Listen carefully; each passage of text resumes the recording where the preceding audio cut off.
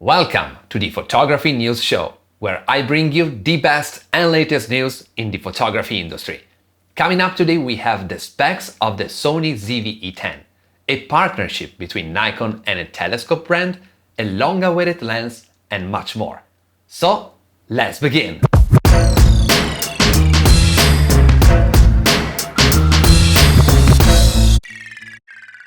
Hey fellow photographers, it's Alessandro Carpentiero, travel photographer and gear expert from Italy, and I want to welcome you to episode number 9 of the Photography News Show. This is a weekly series, so please consider subscribing not to miss any episode. With that being said, let's see what's new in the photography industry. Camera news. In the last few episodes, I've shared with you some rumors and leaked images of the Sony ZV-E10. The camera was supposed to be launched on July 7th, but the event was cancelled with a very short notice. Sony Europe said this is caused by the lack of components, but the real reason seems to be a political one. July 7th is in fact the anniversary of Japan's invasion of China, and after receiving a lot of criticism via social media, Sony China posted an apology statement. It looks like we'll have to wait a bit longer for this camera, but at least we now have new, better quality leaked images as well as all the specs. The ZV-E10 will have a 24 megapixel APS-C sensor capable of shooting 4K video up to 30p. Color profile-wise, it will have S-Log2, S-Log3 and HLG, but no cine tone. As you can hear, it will have a big focus on video making, and it will have similar features than the ZV-1, such as the background defocus. It will come both with a mic jack and a headphone jack, one card slot, and it will use different batteries than the FZ100, which is the one used for all the latest APS-C and full-frame Sony cameras. I think this can work great as a first camera if you want to get more serious with video making, or as a secondary camera if you already have a Sony Alpha, especially because you will be able to use the same lenses on both cameras. We basically now know everything about this camera, so we just have to wait for a new launch date, one that hopefully will not create any diplomatic incident. Lens news. Panasonic has announced a new Micro Four Thirds lens, the Leica 25-50mm f1.7, which equals to a 50-100mm on a full-frame sensor. That's an ideal all-around lens for portrait and street photography, and it can surely be used for some macro work thanks to its maximum magnification ratio of 0.42x. It's available for pre-order at $1,800, and it will perfectly pair with the 10-25mm f1.7, providing a complete solution for Micro Four Thirds shooters that are looking for excellent quality lenses. Talking about high quality, if you've ever tried shooting at a night sky, I'm sure you've realized how tough it is. Your shutter speed, if it's too long, is gonna blur the stars. You need to bump up your ISO a ton, and you also need a very fast lens. But if you really want to get serious with it, you either need a star tracker or a telescope.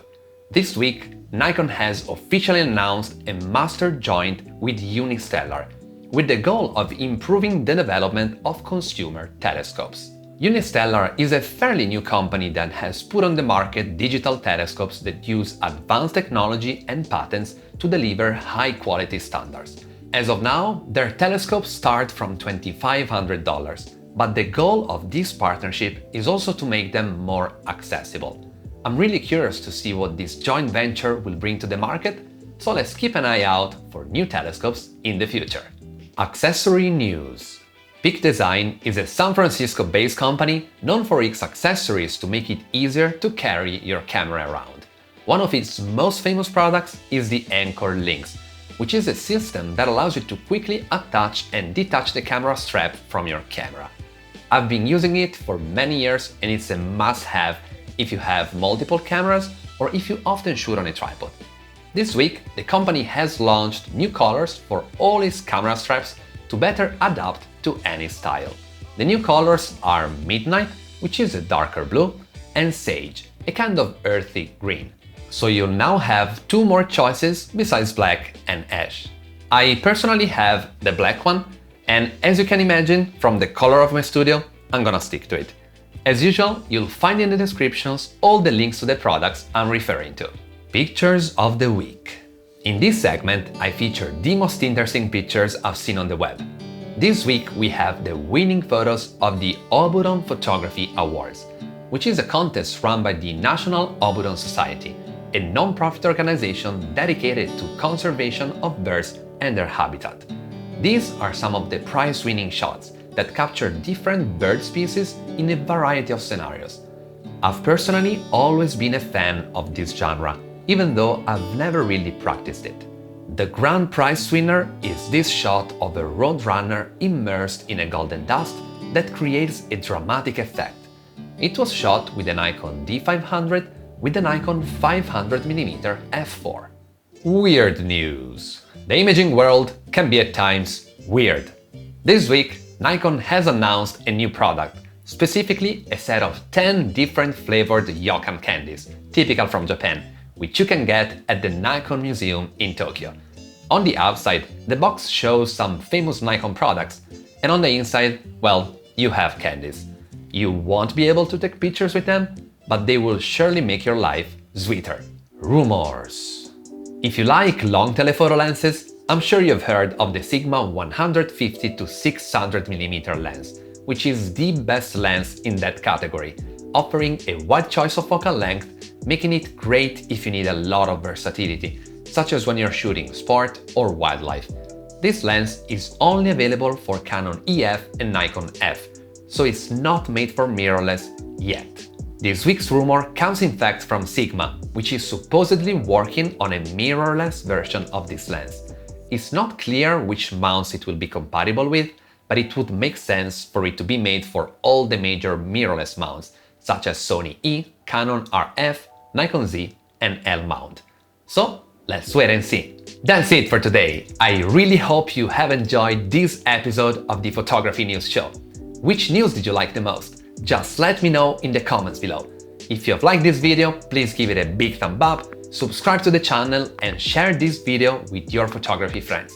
I would really appreciate it. And remember, if you need help with your photography, you can always reach out. You can DM me on Instagram at Alessandro_Carpentiero or via email at support@alessandrocarpentiero.com, and I will be always happy to help. So, thanks a lot for watching, and I'll see you in the next one!